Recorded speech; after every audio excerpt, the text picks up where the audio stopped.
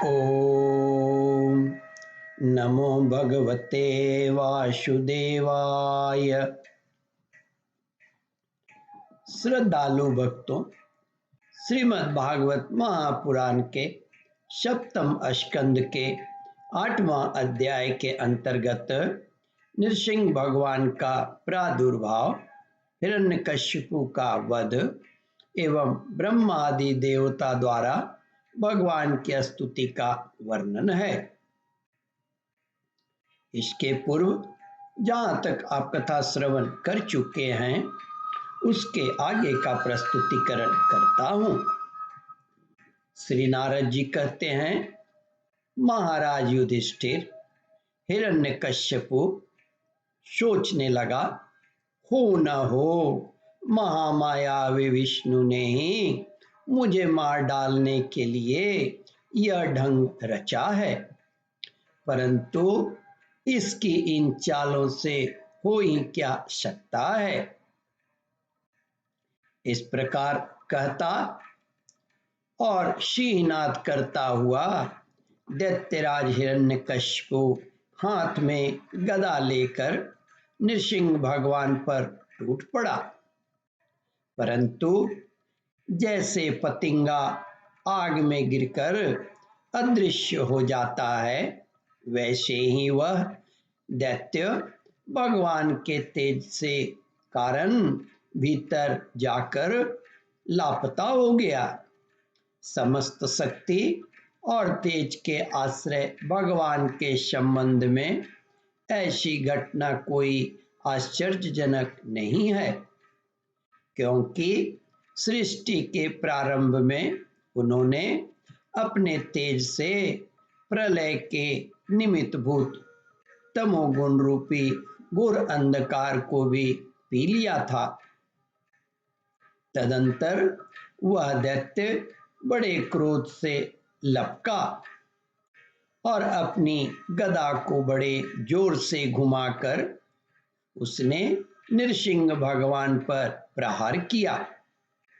प्रहार करते समय ही जैसे गरुड़ सांप को पकड़ लेते हैं, वैसे ही भगवान ने गदा सहित उस दैत्य को पकड़ लिया। वे जब उसके हाथ खिलवाड़ करने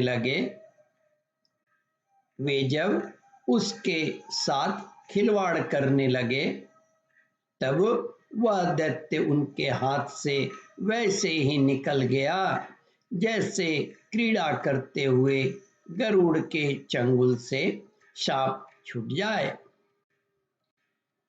महाराज युधिष्ठिर उस समय सब के सब लोकपाल बादलों में छिपकर इस युद्ध को देख रहे थे। उनका स्वर्ग तो हिरण्यकशिपु ने पहले ही छीन लिया था।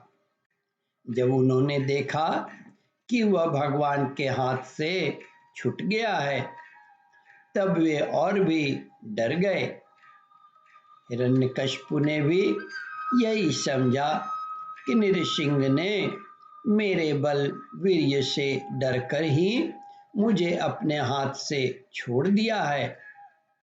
इस विचार से उसकी थकान जाती रही और वह युद्ध के लिए ढाल तलवार लेकर फिर उनकी ओर दौड़ पड़ा।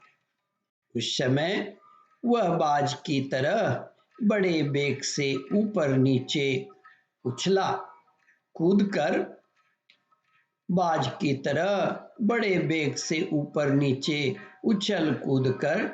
इस प्रकार ढाल तलवार के पैतरे बदलने लगा कि जिससे उस पर आक्रमण करने का अवसर ही न मिले। तब भगवान ने बड़े ऊंचे स्वर से प्रचंड और भयानक अट्टहास किया, जिससे हिरण्यकशिपु की आंखें बंद हो गईं। फिर बड़े वेग से झपटकर भगवान ने उसे वैसे ही पकड़ लिया जैसे सांप चूहे को पकड़ लेता है। जिस हिरण्यकश्यपु के चमड़े पर वज्र की चोट से भी खरोच नहीं आई थी, वही अब उनके पंजे से निकलने के लिए जोर से छटपटा रहा था। भगवान ने सभा के दरवाजे पर ले जाकर उसे अपनी जांघों पर गिरा लिया और खेल खेल में ही अपने नखों से उसे उसी तरह फाड़ डाला जैसे गरुड़ महाविषधर सांप को चीर डालता है। उस समय उनकी क्रोध से भरी विकराल आंखों की ओर देखा नहीं जाता था।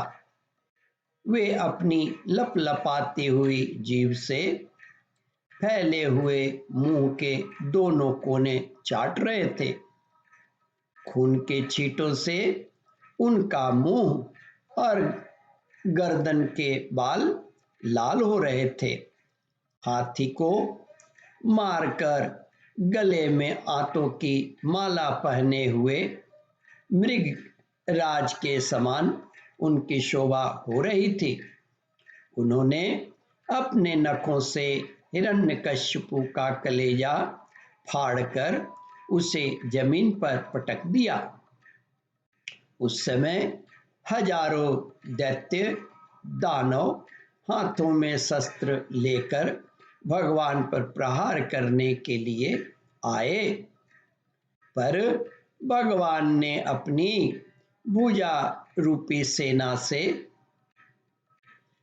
लातों से और नख रूपी शस्त्रों से चारों ओर खदेड़ खदेड़ कर उन्हें मार डाला।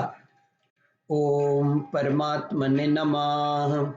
श्रद्धालु भक्तों, इस कथा को ध्यानपूर्वक श्रवण, मनन और इसका चिंतन करें। इस कथामृत का रसास्वादन अपने बंधु बांधवों को भी करावे। इस वीडियो को शेयर और सब्सक्राइब करें। ओम परमात्मने नमः।